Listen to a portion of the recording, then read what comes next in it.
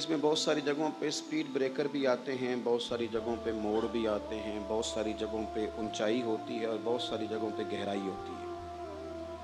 اللہ تعالیٰ نے مد و جزر انسانی زندگی کا حصہ رکھا ہے، لیکن اس مد و جزر کے ساتھ ساتھ جو فلسفہ ہے وہ یہ ہے کہ تم نے کام اچھے کرتے رہنا ہے۔ جو مقصود ہے تمہارا دنیا میں آنے کا کہ تم نے خیر کا کام کرنا ہے، بھلائی کا کام کرنا ہے، اچھائی کا کام کرتا ہے، یہ کام تم نے کرتے رہنا ہے۔ پہلے تو ہم اس طرح کرتے ہیں کہ ہم اپنی زندگی اپنے ارد گرد کے تقاضوں کے مطابق گزارتے ہیں، شریعت کے تقاضوں کے مطابق نہیں گزارتے، الا ماشاء اللہ۔ ہم یہ دیکھتے ہیں کہ آج کل تقاضا کیا ہے، لوگ ذہن کس طرح کا رکھتے ہیں، ماحول کس طرح کا رکھتے ہیں، اس کے مطابق ہم معاملات کو ترتیب دینا شروع کر دیتے ہیں۔ لوگوں کا مزاج اور مائنڈ سیٹ یہ بھی تبدیل ہوتا رہتا ہے وقت کے ساتھ۔ سب سے پہلے تو طے کر لیں کہ میں نے کوئی روز کی بنیادوں پر کوئی نہ کوئی بہترین عمل ضرور کرنا ہے، اس کو طے کریں۔ آپ دیکھیں کہ نبی پاک صلی اللہ تعالیٰ علیہ وسلم نے جن لوگوں کی تربیت فرمائی تھی، ان لوگوں نے از اول تا آخر جو طے کیا نا، اس کی انہوں نے ڈیوٹی کی پوری۔ ہمارا یہ مسئلہ ہوتا ہے کہ ہم اپنا کام توجہ سے نہیں کرتے اور دوسرے کا کام پوری توجہ سے دیکھتے ہیں۔ ہمارے ملک کا سب سے بڑا مسئلہ نہ قانون کی بالادستی کا ہے، نہ ہمارے ملک کا سب سے بڑا مسئلہ معیشت اور معاشرت کا ہے۔ ہمارا سب سے بڑا مسئلہ یہ ہے کہ ہم اپنے کام کے ساتھ مخلص نہیں، کسی کے نہیں، اپنے کام سے۔ جو بندہ جو کام کر رہا ہے نا وہ صحیح کر کے کرے، اپنی ڈیوٹی۔ چلیں ایک مثال دیتا ہوں آپ کو میں، یہ مسجد کی تعمیر کرنے والا اگر اس کو صحیح کر کے تعمیر کر دے، بس وہ اپنا کام صحیح کرے، تو جتنے لوگ اس میں نماز پڑھیں گے ان سب کے لیے آسانی ہو گئی، ان کے لیے آسانی ہو گئی۔ کپڑا بنانے والا صحیح بنائے تو لوگوں کے جسم کے ساتھ وہ کپڑا انہیں راحت پہنچائے، سینے والا اگر صحیح کر کے سی دے تو سوسائٹی میں لوگوں کو کوئی جوڑا زیادہ دیر تک اس کے اندر وقت گزارنے کا موقع مل جائے۔ ہم اپنا اپنا کام صحیح کرنے لگ جائیں تو لوگ سکون میں آ جائیں۔ ہم چاہتے ہیں کہ سامنے والے کے کام میں دخل اندازی کریں، تو ٹھیک کر بھئی، تو اسے رہنے دینا۔ نبی پاک صلی اللہ تعالیٰ علیہ وسلم نے صحابہ کرام علیہم رضوان نے جب پوچھا تھا نا کہ قیامت کب آئے گی، وہ ایک تفصیل ہے بخاری میں اس حدیث کی، اس تفصیل میں نہیں جاتا، تو عرض کی حضور قیامت کب آئے گی؟ فرمایا جب امانتوں کو ضائع کیا جائے۔ تو عرض کی یا رسول اللہ اس کا معنی کیا ہے؟ تو نبی پاک علیہ السلام نے فرمایا جب عہدہ اس کو دیا جائے جو اس کا اہل نہ ہو، نااہلوں کے پاس جب عہدے آئیں گے تم قیامت کا انتظار کرنا۔ جو لوگ جس منصب پر ہیں جب وہ کام ہی نہیں کریں گے، ایک تو اپنا کام توجہ سے کرنا ضروری ہے، آپ جو کام بھی کرتے ہیں اس میں دیانتداری کا مظاہرہ کریں، اس کو صحیح کر کے کریں اور کرتے رہیں۔ حضرت موسیٰ کلیم اللہ علیہ السلام، صوفیاء نے اس روایت کو لکھا ہے، بالخصوص مکتوبات 2 صدی میں بڑے خوبصورت انداز میں موجود ہے۔ حضرت موسیٰ علیہ السلام کو نا اللہ کی طرف سے ایک حکم ہوا کہ اس بستی میں جو سب سے نیک آدمی ہے نا اسے ڈھونڈ کے لائے۔ میرا خیال ہے یہ حکم ہمیں ملتا تو یا میں نیک نکلتا یا میرے پیچھے جو ہاتھ باندھ کے چلتے ہیں وہ نیک نکلتے، باقی نہیں کوئی، اللہ ماشاءاللہ۔ یہ کیسے ہو سکتا ہے کہ کوئی اور بھی نیک ہو؟ حضرت موسیٰ اللہ کے نبی ہیں۔ اب مجھے بتائیے جسے حضرت موسیٰ علیہ السلام نیک کہیں گے وہ کتنا کو نیک ہوگا؟ اور پوری بستی میں سے چنا ایک بندہ جناب کلیم علیہ السلام نے اللہ کے حضور پیش کیا، مالک یہ سب سے نیک ہے۔ اب حکم ہوا کہ اس نیک کے ذمے لگائیں کہ بستی میں سے سب سے گناہگار ڈھونڈ کے لائے۔ اب یہ کام میرے اور آپ کے ذمے لگتا تو سارے گناہگار تھے، کوئی شے ٹھیک ہے ہی نہیں سرے سے۔ جس سے بھی آپ سنیں گے اس کے پاس کوئی منفی خبر ہی ہے، اللہ ماشاءاللہ۔ جو سب سے گناہگار ہے اسے ڈھونڈ کے لائیں۔ تو حضرت کلیم علیہ السلام نے حکم دیا، فرمایا بھائی تم نہ بستی میں سے سب سے گناہگار بندہ ڈھونڈ کے لاؤ۔ تو اس نے عرض کی حضور یہ کام بڑا مشکل ہے، میں نہیں کر سکتا، میرے والا نہیں۔ فرمایا نہیں آپ نہیں کرنا ہے۔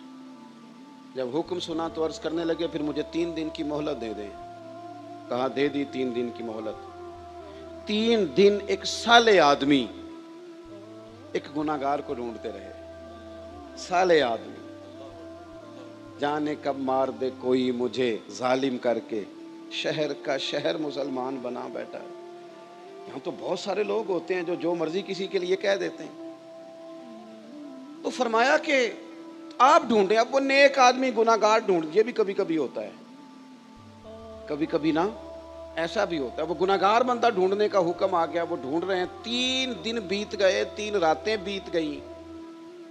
अब वो वक्त आ गया गुनाहगार पेश करने का। उन्होंने पेश क्या किया? अपने गले में रस्सी डाली,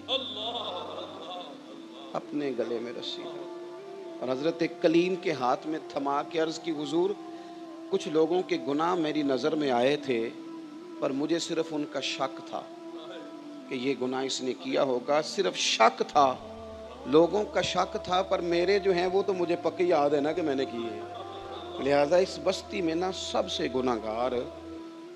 गुनाहगार मैं ही हूँ। बस अदल करें ते फिर थर थर कंबन, जे अदल करें ते फिर ते थर थर कंबन, बड़ियां ऊंचियां शाना वाले, तो जे तू फजल करें ते फिर बख्शे जावन मेरे जय मुँह काले।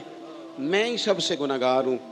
हज़रत कलीम अलैहिस्सलाम ने भी उसको देखा तो दस्ते शफ़क़त उसकी कमर पे रखा। बारगाहे खुदाबंदी से हुक्म आया, ए कलीम से फरमा दे, ये जो तेरे दिल में आजिज़ी है, इसी की वजह से तो रब ने तुझे सबसे ज़्यादा दर्जा अता फरमाया है। यही तो वो बात है। तो एक तो अपने काम पर तवज्जो दें, दूसरों पर नहीं। वैसे भी आप दूसरों के काम पर अगर तवज्जो देंगे तो आप अपने काम से रह जाएंगे। हमारे यहाँ बहुत सारे लोग हर फन मौला बनना चाहते हैं तो बेचारे किसी काम के नहीं रहते। बहुत सारे लोगों को सारा ही पता है। वो किसी दरवेश ने कहा था, जब सारे लीडर हों तो समझो कोई लीडर नहीं। ओ भाई, आप अपने काम के साथ सिर्फ मुखलिस हो जाएं, अपने काम के साथ ज़्यादा ना उलझाव पैदा करें। ज़्यादा चलें, अल्लाह ताला ने मौका दिया, जो डिग्रियां दुनियावी हैं वो हमने भी थोड़ी सी हासिल की, कहीं से हमने भी मास्टर कर लिया, गुजर गया वक्त। मुझे बहुत सारे दोस्त आते हैं तो वो आके कहते हैं ज़रा लोकेशन भेज दें। मैं कहता हूँ मुझे तो नहीं भेजनी आती।